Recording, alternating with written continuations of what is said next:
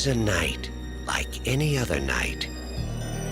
Then something happened.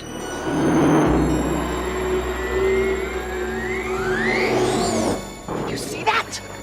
Something different. It's no shooting star. Why here? Why now?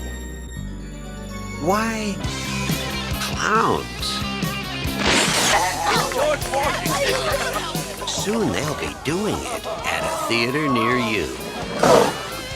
Killer clowns from outer space. Maybe they're just cruising through the galaxy and stopped here for a bite to eat.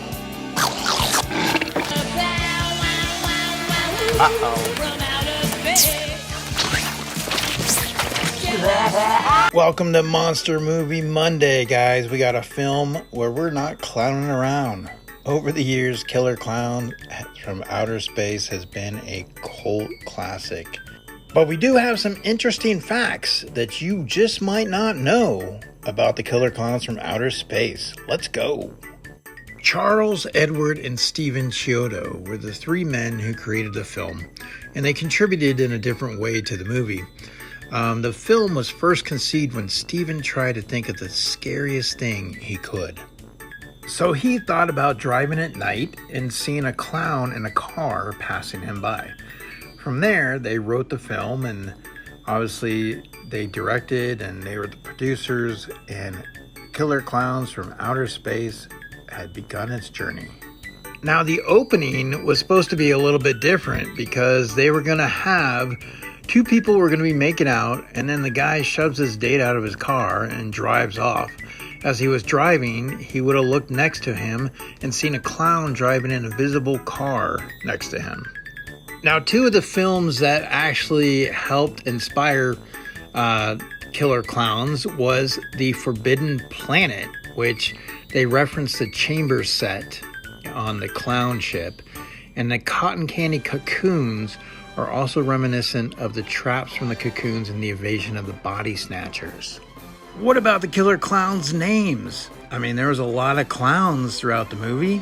Do you remember some of their names? Well, let's see if we can go through some of them for you right now. We have Jumbo. We have Fatso. We have Shorty. Then there's Rudy. And we have Spiky. And we have Slim. And we have Bibbo, Chubby, Joe, Tails, and McGorry. And McGorry was actually on the cover of the poster. He's the main one that they show, even though he's not in the film very long. And of course we have the queen, or the big clown, Jojo. Jojo comes and terrorizes and tries to finish them off in the last act. And of course the Killer Clowns, they come with weapons. I mean, they have a spaceship that is basically a spin-top spaceship. They can do like shadow puppets, shrink you down to size and step on you. They can have detachable hands and grow them back. They have acid pies, they've got strength, and they can jump really high. And that spinning top spaceship is really, really cool. Definitely on the budget that they had, and gave it that circus of feel to it. Definitely some Invasion of the Body Snatcher vibes. And of course, you don't want to get wrapped up in one of their cotton candy cocoons. No, no, no. Or they might throw an acid pie at you. Or you might get knocked out with that mallet. You gotta watch out for that one. Now, one of the things that helped keep the cost down was the actors. The actors were one of the most basically expensive parts of any film.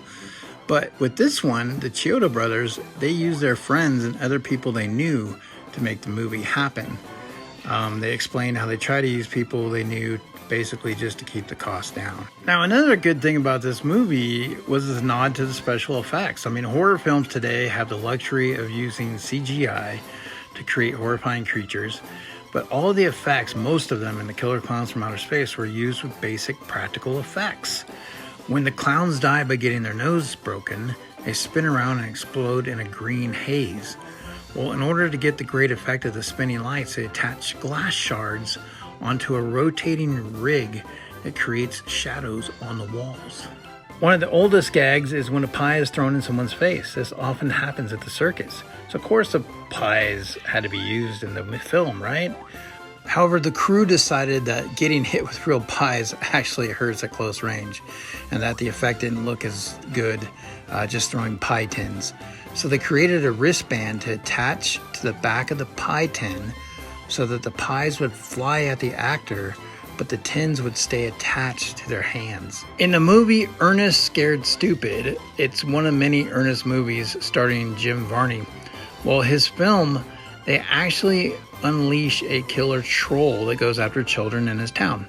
Well, the Chiodo brothers worked on the creature effects for the movie, and it resulted in terrifying trolls for the kids' movie. But they basically, instead of doing like new sculpts for the trolls, they opted to reuse 2 of the clown sculpts from the killer clowns from outer space.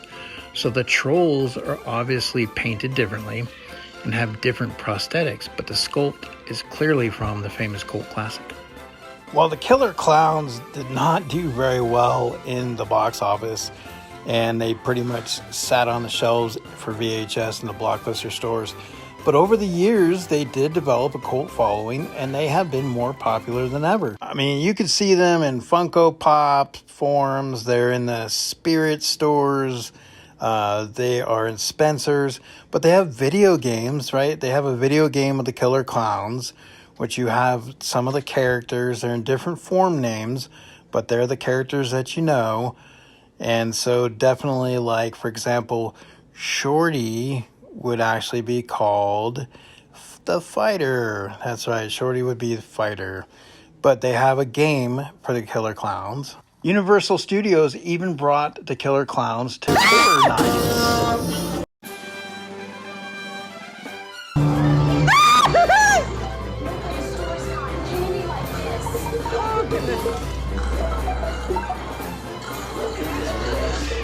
Smells like candy in here. Is that the cocoons of people that smell so good?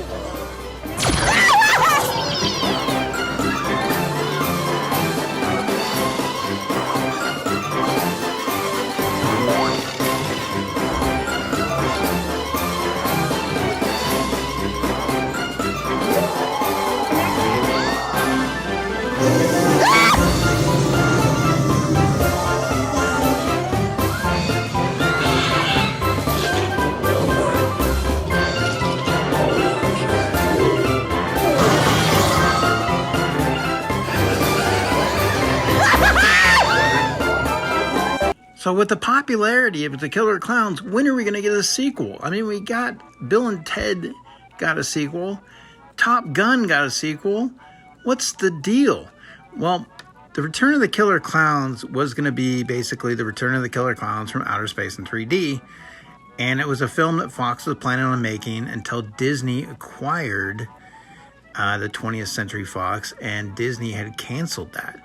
So right now, they're still trying to work something out with Netflix. There's a lot that goes into getting these films off the ground, and of course with the writer's strike and everything. So who knows when we'll see the Killer Clowns. But for now, we have to enjoy the nostalgia, the merchandise, as you can find them in Spirit Halloween stores with this coming Halloween. Funko Pops, video games, shirts, things like that. So the Killer Clowns are very much alive. We just need the Killer Clowns to come back and land for another sequel.